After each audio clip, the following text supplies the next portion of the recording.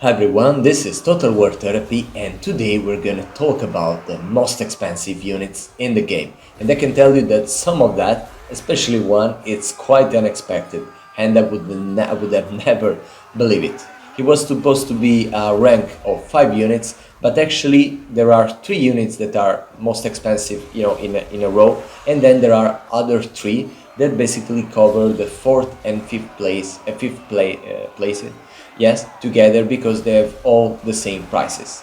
And the first of that is the Royal Hippogriff Knights of Bretonia. At the beginning, I was just not even checking Bretonia, because how could I expect? I've never thought that Bretonia could have one of the most expensive units in the game. But actually, Royal Hippogriff Knights are everything that you look for in a very, very elite units. They are the only units of this ranking that are not a single entity, and they are far strong. They are just 12 in number, but with plenty of armor, a lot of weapon strength, a quite good charge bonus. They have magical attack, a lot of speed. I didn't expect that much speed for a army of Griffin.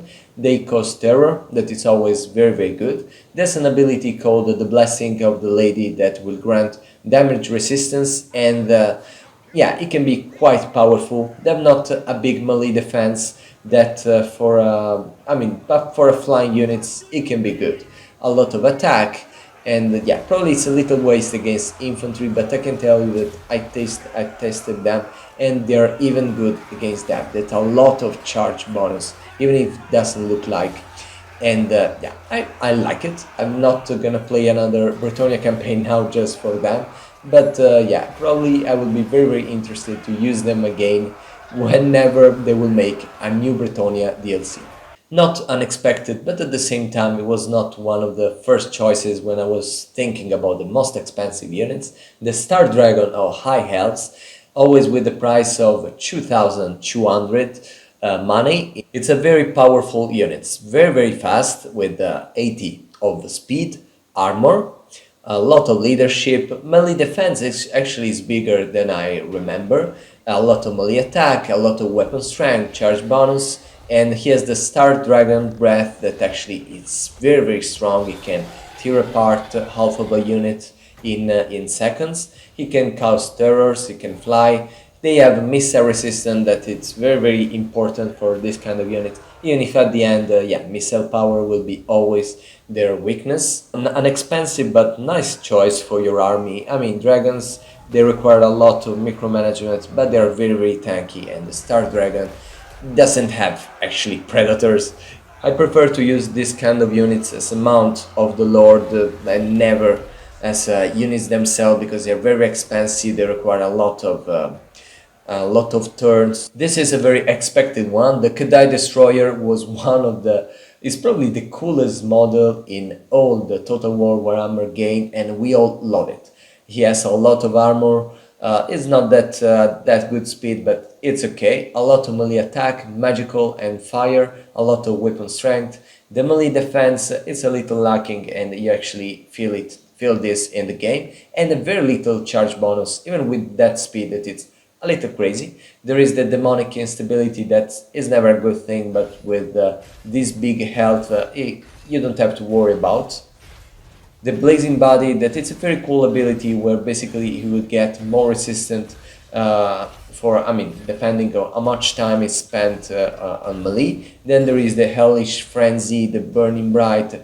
I mean, many abilities that will actually do their job in the game. Because terror, he can be healed by a demon's meat, and physical resistance, missile resistance, of course fire resistance. Yeah, it's very, very tough, but I can tell you that in the game at the end he's not that strong. I mean, I have this feeling that for its price it's actually, I mean, it can die very easily against a unit of Slayer. And it's not, I mean, I understand the Slayer are quite strong, not the Giant Slayer, just Slayers, believe me. Try and test it yourself. So they're still lacking, and even if you send them against a bunch of middle infantry in the game, they will take a lot of damage, and yeah, it's not a good thing. It's less a tank than it could look like for his armor, because the melee defense is very low. So I think you have to use it more as a support unit. So you see that your infantry is needs help right there, and you brought him right there. We brought it right there. But yeah, not as a tank, not to absorb damage, because I have this feeling that it actually doesn't do that well. Now we will talk about the first unit in the podium and the third place, and we have the steam tank. There is both the normal version and the volley gun with the same price of 2,400, and this is a well-deserved place, but I still didn't expect that. Here it has a very big armor, 160 with the directional shield, so basically it will be protected from missile power at 70% at the front, 35 at the side, and 7% at the rear. So basically it will be almost invulnerable to archers, or I mean to not that armor piercing damage. But yeah, if you started to hit it with handgunners or things like that, it will take more damage. But yeah, it's something you have to take it down, hopefully with melee power, especially character monster, because otherwise it will be hard. The speed, it's okay, because with the mass of 5,000, yeah, even if it's not that fast, you will see that he will just go for his way without caring about who will find out on its path. The melee defense is very low, but yeah, with all that armor you will not have this feeling. The weapon strength is strong, but it will be overall together the missile power and the melee power that will do their job. The charge bonus, it's quite impressive, and yeah, you have really to be careful about that, but it will deal a lot of damage. The ammunition are not a problem, the range neither. I mean, there is different range for the normal and the volley gun version. The volley gun version is just 250, but the steam tank, normal steam tank, actually has far more. And then the missile strength, that I mean, it's always very strong. He can fire while moving, is unbreakable, so you don't have to care about leadership. And yeah, I think a well-deserved place for these units. I really like it, and when it's the mount of an engine of a master engineer, it's even better. I mean, it's so strong. It's probably one of the strongest overall units in this game, so very well deserved. Talking about the second place of this podium belongs to the Dread Soran, the not feral version. Actually, the not feral version has the same price of the steam tank, but to not be repetitive in this video, I just prefer to use the Dread Soran not feral, that actually is 3,100 money, so very expensive and actually worthy. He has a lot of armor, he can fire whilst moving, he has this, I mean, range attack that I cannot be, it's that effective, but at least it's nice to look. He doesn't have a lot of charge bonus, the same of the Kade Destroyer, and a very low defense. Melee attack, that it's a good 5, it's a good 50, and a lot of weapon strength, armor piercing, so very good. The speed is also very good, in this case, yeah, to like the Kade Destroyer, 60 for this kind of entity, it's very fast. He can cause terror, of course, he has some missile resistance that for a dude of this entity, it's a big thing. So not much to add about that, it's very cool, and when it was released in the Hunter and the Beast, it was amazing. I mean, you could see this building moving, and it's still probably, I'm quite sure, the biggest unit in this game. That's why we all love it, and it's always crazy to have one of them in your army.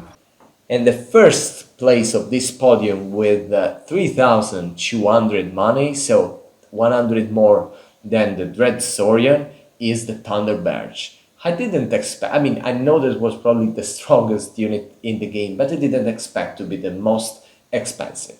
He has a lot of armor, is unbreakable, the speed is low, as you know, but there is an ability that will sacrifice health to move faster.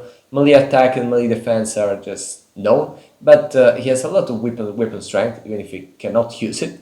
No charge bonus, of course, and the ammunition, even if they are 40, it's very hard to actually run out of ammunition with this unit, so don't worry about that. The range is one that it's a little crazy to rate it, but when you play with that, you understand that, I mean, there are so many ways to make damage that this is the last problem. But yeah, if you want to deal the actually ammunition, the damage caused by the 40 ammunition that are basically bombs, you have to be over the enemy. And yeah, the missile strand, that is quite powerful, but yeah, 110, it doesn't actually show you how strong this unit is. He has ability of the Spear of Granny, that is a giant spear that can take down half of the health of mostly of most of the characters or monsters. So it's a very powerful ability, and with some technology you can even have two. He has the gunship ability, so basically he have certain riders with infinite ammunition, and this is something crazy. So there is a way that can never run out of ammunition, and his riders are actually so strong with a lot of armor piercing damage. So yeah, it will deal destruction for all the time you want. It's a never-ending one, and even if you will never finish the ammunition of the bombs, these are are actually infinite, so it's crazy. The only way to take them down is with the massive missile power or with the flying units magic, but it's very hard and tough. That's why it's well deserved the first place, because it's almost indestructible. I already made a video where there is a Thunderbird against the entire Slanesh army, and at the end it wins. So yeah, be very careful when you see one of those in your opponent army. And I don't know why there are like, I found Thorgrim in one campaign that got like 4 of them in the one army, and say, oh my god, but if it's that expensive, how can you afford 4 of them? It's kind of crazy, but I mean, when you play in legendary difficult, this kind of things happen. And yeah, thank you for following me. Please subscribe, and yeah, see you very soon. Leave a comment for what you want to see next, and bye bye.